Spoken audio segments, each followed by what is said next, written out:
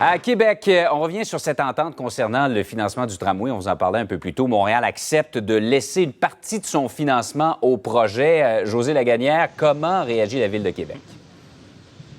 Écoutez, on a eu un peu une idée de comment était le maire Labaume à la suite de cette annonce avec ce qui a été dit ce matin par le président du Conseil du Trésor, Christian Dubé, qui, lors du point de presse de ce matin à Montréal, justement, disait que le maire Labaume se réjouissait de cette entente. Cependant, il n'y a pas eu de réaction officielle à la caméra du maire Labaume ce matin. Il a réagi par voie de communiqué. Effectivement, il dit se réjouir du dénouement des négociations qui ont eu lieu entre la mairesse de Montréal, Valérie Plante, et justement le gouvernement du Québec, entre autres Christian Dubé.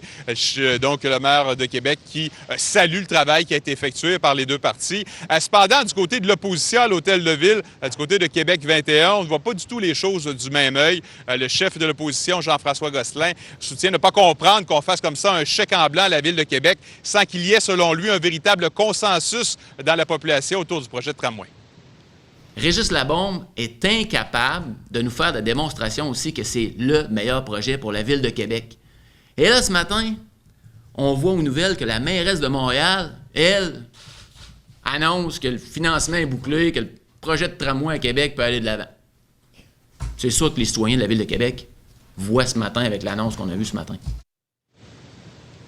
Le chef de l'opposition qui dénonce aussi le fait que les résultats d'une étude comparative qui a été demandée pour trouver le meilleur moyen de transport structurant à Québec, mais ne sont pas encore connus. Ça devrait être connu à l'automne prochain.